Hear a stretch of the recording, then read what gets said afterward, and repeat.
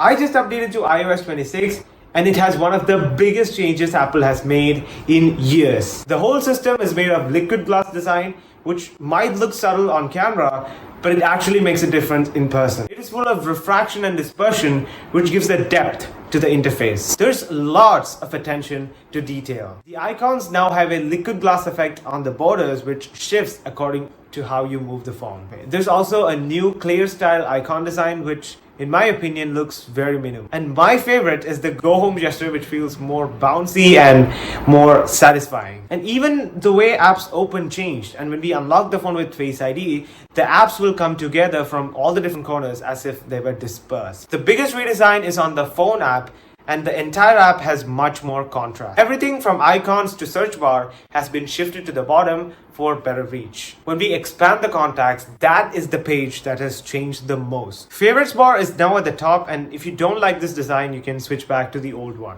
There are new features like Hold Assist and call screening. Hold Assist will help you stay online while you're in long customer service calls. Notify when the person is ready. And with call screening, it automatically filters unknown callers by asking them why they're calling, which you can see on the screen, and then only the call will come through. Those are the major changes with the phone app. Apple has also introduced a new redesigned keyboard, which is right now only available on iPhone's native. On top of that, there is a new app for scanning documents. The animations for the arrival of notifications also has been changed, and a lot of app icons have been redesigned. The biggest changes with iOS 26 lock screen is the new clock. It's fresh and modern, and it stands out immediately. The 3D depth feature will help you add the clock on the back of your subject. The back gestures has also been improved. You can now swipe from anywhere of the screen and you can go back. Apple has also added new ringtones, which includes different versions of reflection, and now you can set any audio as your ringtone. Here in the sound settings itself, you have a new option to select the microphone, for example, AirPods, etc. Speaking of AirPods, there are new firmware updates, which I'll cover in another video. Charging also gets new updates.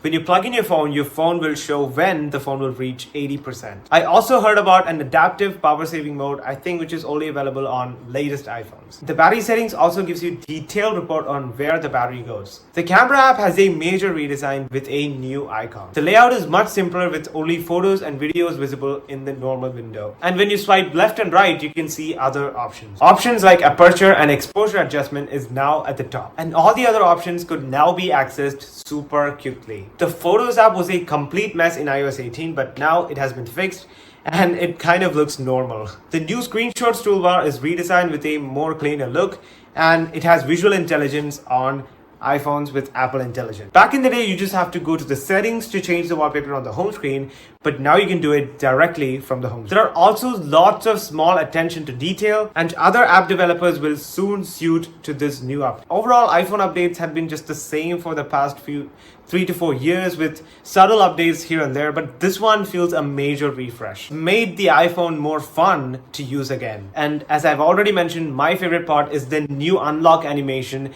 and the swipe gestures. With that said, it's not perfect. There are still some bugs. When you swipe down to go to the spotlight search and then you go into the app library, the app icons just goes blank for some time and then it comes back. And sometimes when I unlock the phone, the app icons just took some time to load. And the standout feature is the new spatial theme. And if you notice carefully, there's a search option on the home screen which shifts places sometimes. App library bugs like the keyboard not showing up, and there are some weird things that happens when we rearrange the apps, which will get fixed in the future update. These are the bugs that I have noticed. So if you have seen anything else, just comment down below. And one of the most frustrating things that I've noticed with this update is that when you normally unlock your phone with Face ID, it just unlocks.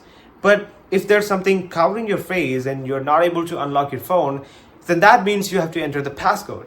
So it takes a lot of time to load this passcode window. Like, it just goes blank, and after some time the passcode window appears. For daily use, that delay is very annoying. Also, all the new iPhone native apps has this small close button which I didn't like. The navigation bar just disappears after some time.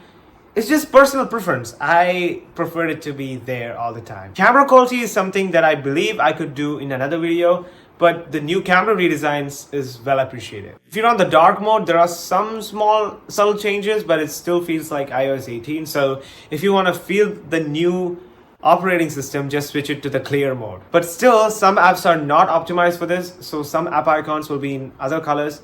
So we just have to wait for that. When you take a photo and hit the spatial button, it converts it into a 3D image where the background moves as you tilt the phone, and it can also be set as the wallpaper. Actually, it looks really good. I haven't faced any performance issues on the iPhone 14 other than these minor bugs. I would not recommend you to update to this first version, but if you're excited, just go and update. Apple will be releasing a new update soon, so it is a wise option to wait for some time. Apple will fix most of these issues, and battery life is something that I haven't tested out yet, so I'll let you know about that later. There are still little updates here and there on iOS 26, but these are the major changes. So what is your experience? Let me know in the comments. If you got some value out of this video, so subscribe and see you in the next one.